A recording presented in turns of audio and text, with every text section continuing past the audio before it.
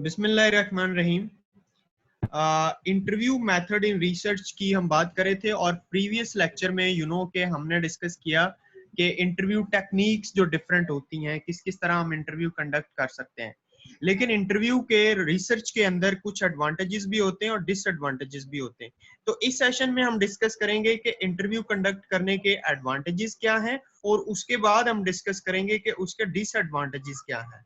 ठीक है, so first of all we are going to discuss the advantages of interview. ये आपके सामने स्क्रीन पे आ रहा है, मैं इसको थोड़ा जूम करके आपको बता देता हूँ। सबसे पहली बात ये है, एडवांटेजेस में सबसे पहला एडवांटेज ये opportunity of feedback. Opportunity for feedback यानी इसमें ये होता है कि इंटरव्यू जो है वो आपको डायरेक्ट फीडबैक प्रोवाइड करता है रिस्पोंडेंट को, और उसको क्लेरिफाई करता है, उसको क्लेरिफिकेशंस देता है कि जी ये हम आपसे इसलिए सवाल कर रहे हैं, ये हम डाटा आपका कॉन्फिडेंशियल रहेगा, हम इसलिए सवाल कर रहे हैं, वहां पे हमने इसको इस्तेमाल करना है डाटा को। एक फायदा इसका ये है। दूसरा ये कि प्रोबिंग कम्प्लेक्स आंसर्स। इंटरव्यूज जो होते हैं, इंटरव्यू करने वाले, वो इन्वेस्टिगेट कर सकते हैं if the respondent answer is too brief और अनक्लियर। यानी अगर उनका आंसर जो है वो इतना अनक्लियर है कि समझ नहीं आ रही, तो वो फिर प्रोबिंग कर सकते हैं, फर्दर क्वेश्चन में से आगे क्वेश्चन कर सकते हैं। तो this gives interviewers some flexibility in dealing with unstructured questions. तो अनस्ट्रक्चर्ड जो क्वेश्चंस होते हैं उनको डील करने के लिए उनको क्या मिल जाता है, लचक मिल जाती है। तो specially it is suited for handling complex question. तो कम्प्लेक्स क्वेश्चन जो है वो इसी तरह ही है कि अगर उसने आंसर दिया और वो अनक्लियर है तो आप दोबारा उससे सवाल कर लेते हैं। सही हो गया, ये दूसरा फायदा इंटरव्यू का। लेंथ ऑफ इंटरव्यू की बात करें तो अगर जो क्वेश्चनियर है वो बहुत लेंथी है, तो जो पर्सनल इंटरव्यू होता है वो बेस्ट टेक्निक फिर होती है for getting respondent to cooperate. ठीक है, अब आप 4-5 आपके पास पेपर हैं या 10 पेपर हैं क्वेश्चनियर के, तो वो तो बड़ा मुश्किल काम हो जाएगा। बेहतर ये कि आप पर्सनल इंटरव्यू करेंगे, आप क्वेश्चन करेंगे, वो आपको आंसर करेगा। ठीक है, विदाउट ओवर टैक्सिंग दियर पेशेंस। ठीक है, मतलब उसका पेशेंस जो है वो भी जवाब नहीं देगा और वो आपको रिस्पोंड भी कर देगा जब आप वर्बल उससे पूछ रहे होंगे। तो ये इसके एडवांटेजेस थे। ये सिर्फ यही एडवांटेजेस नहीं है, और फर्दर भी एडवांटेजेस हैं जो मैं आपसे शेयर करने जा रहा हूँ। ठीक है ना, तो फर्दर जो एडवांटेजेस हैं इंटरव्यू के, I am going to share you complete questionnaire. Respondent will answer all questions asked, unlike in telephone interview where the respondent may hang up, or in a mail questionnaire where some questions may go unanswered. ठीक है, जब आप telephone कर रहे होते हैं तो वो आपको कहता है कि जी सॉरी, मैं इसका फिर मैं आपको बाद में बताऊंगा, मुझे अभी ज़हन में नहीं आ रहा। टेलीफोन के अंदर जो है ना वो आंसर नहीं कर सकता, या क्वेश्चनियर के अंदर वो हैंग अप हो जाता है कि ये सवाल क्या है, मुझे समझ नहीं आ रही कि ये सवाल क्या है।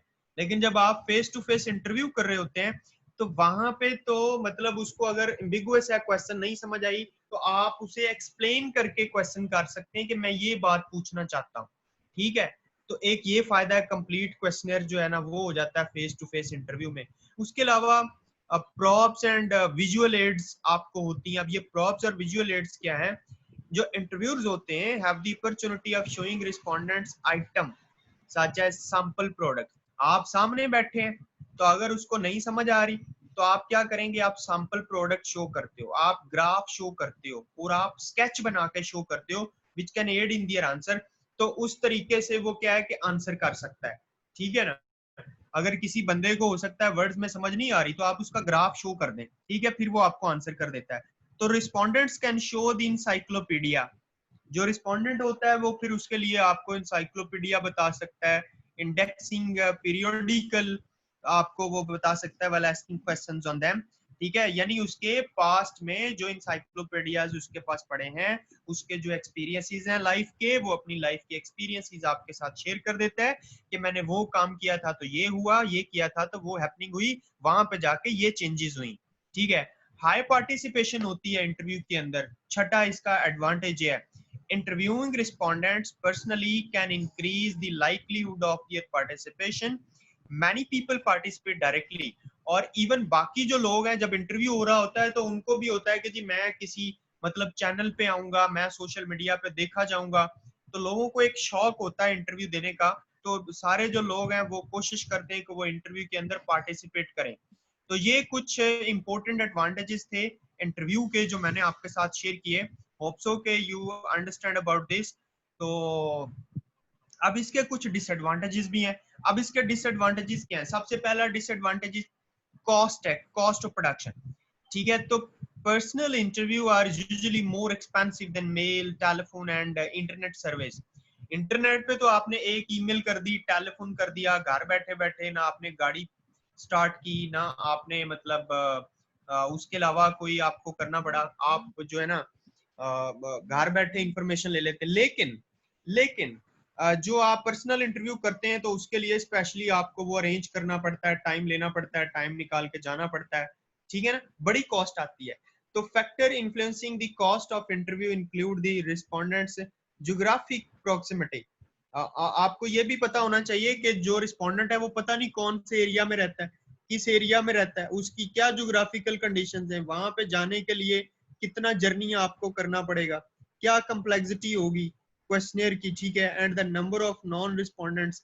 और फिर वहां पे जाके पता नहीं कि रिस्पोंडेंट्स जो हैं वो कितने आपको रिस्पोंड करेंगे और कितने रिस्पोंड नहीं करेंगे। कुछ कहेंगे जी मेरे पास टाइम नहीं है, मैं अपने ऑफिस में बिजी हूँ, अपने काम में बिजी हूँ। ठीक है, मैंने अपनी गाजरें बेचनी है, मेरा सब्जी का काम है, मैं फ्रूट पे काम करता हूँ, तो मैं आपको इंटरव्यू नहीं दे सकता, sorry sorry and so on. ठीक है, तो कॉस्ट ऑफ प्रोडक्शन इस तरह ज्यादा आती है। दूसरा इसका डिसएडवांटेज ये कि लैक ऑफ एनोनिमिटी।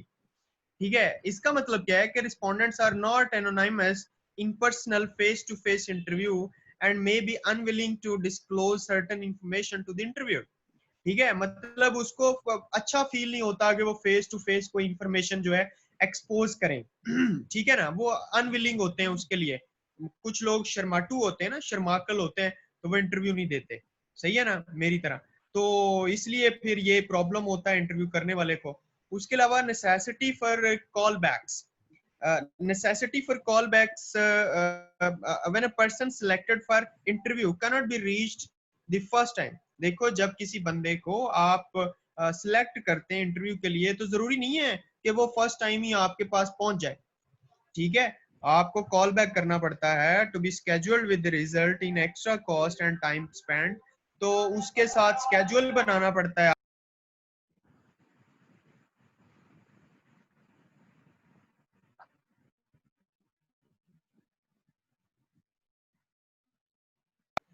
आपको उसे कॉल बैक करना पड़ता है और आपको उसके साथ टाइम स्केड्यूल बनाना पड़ता है। एक्स्ट्रा टाइम हो तो आपको पे भी करना पड़ता है, आपको ज्यादा उस पर स्पेंड करना पड़ता है। तो ये तीन डिसएडवांटेज जो थे इंटरव्यू के मैंने आपके साथ शेयर किए। होप सो कि आपको बात समझ आई होगी।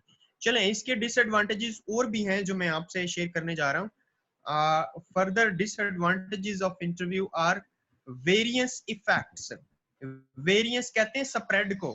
It has been shown that the demographic characteristics of interview can influence the answers of the respondents। ठीक है, जो इंटरव्यूअर है उसकी जो डेमोग्राफिक उसके जो करेक्टरिस्टिक्स हैं, मतलब वो अगर जानता नहीं है, उस एरिया के लोगों को अच्छी तरह जानता नहीं है, पहचानता नहीं है, उनकी जबान से वो वाकफ नहीं है, या उनके रिस्पॉन्सेज को वो समझता नहीं है, तो जारी बात है उसे प्रॉब्लम होगा उनके रिस्पॉन्सेज को समझने में। तो एक स्टडी के अंदर जो मेल इंटरव्यूज हैं had a much larger variance of answers. तो उनके पास बड़े बड़े मतलब आंसर्स के देखा गया है कि वेरिएंस आते हैं।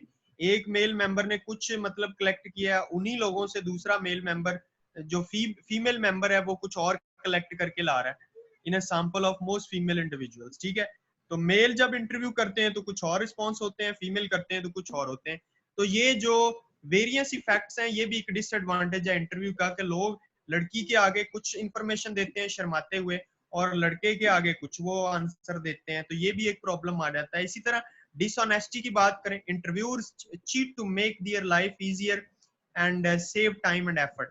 इंटरव्यू जिससे आप इंटरव्यू करवा रहे हैं हो सकता है कि वो अपना टाइम जो है सेव करने के लिए और चीट करने के लिए ऑर्गेनाइजेशन के लिए अपने से ही फेक जो रिस्पॉन्सेज हैं वो बना के ले जाए। ठीक है, और जमा करवा दे, तो वो तो सारा फिर फेक होगा ना रिसर्च। इसके अलावा एक पर्सनल स्टाइल होता है। उसका डिसएडवांटेज है। जो इंटरव्यूज हैं, individual questioning style, techniques, approach and जो आप कहते हैं डिमेनर मे इन्फ्लुएंस द रिस्पोंडेंट्स आंसर। ठीक है, उसका जो तरीका है, उसकी जो पर्सनालिटी है, उसकी जो अप्रोच है, उसकी जो टेक्निक है, उसका जो स्टाइल है, वो भी जो इंटरव्यू जो रिस्पोंडेंट है ना उसको इन्फ्लुएंस कर सकता है। तो इसका भी डिसएडवांटेज होता है। ग्लोबल कंसिडरेशन की बात करें तो कल्चरल एस्पेक्ट्स में इन्फ्लुएंस पीपल्स। जो कल्चरल एस्पेक्ट्स होते हैं वो भी लोगों को मतलब उनकी विलिंगनेस को इन्फ्लुएंस कर सकते हैं to participate in an interview. Example given, brutal Middle Eastern cultures discourage females from being questioned by male interviewers। ठीक है, तो मतलब कुछ इस तरह होता है कि मिडल ईस्टर्न कंट्रीज के अंदर के जो मेल इंटरव्यूज हैं, मेल इंटरव्यूज, उनको इजाजत नहीं होती कि वो फीमेल के जाके इंटरव्यू कंडक्ट करें। तो ये भी एक प्रॉब्लम आ जाता है ग्लोबल कंसिडरेशंस के अंदर, कहीं पे अलाउ है कहीं पे नहीं है, तो वो एक मसला आ जाता है इसका इंटरव्यू का। तो ये इसके डिसएडवांटेजेस थे। इंटरव्यू के डिसएडवांटेजेस जो आपने देखे। आपको फिर करना क्या चाहिए, ओपिनियन क्या होनी चाहिए, क्राइटेरिया क्या बनाना चाहिए।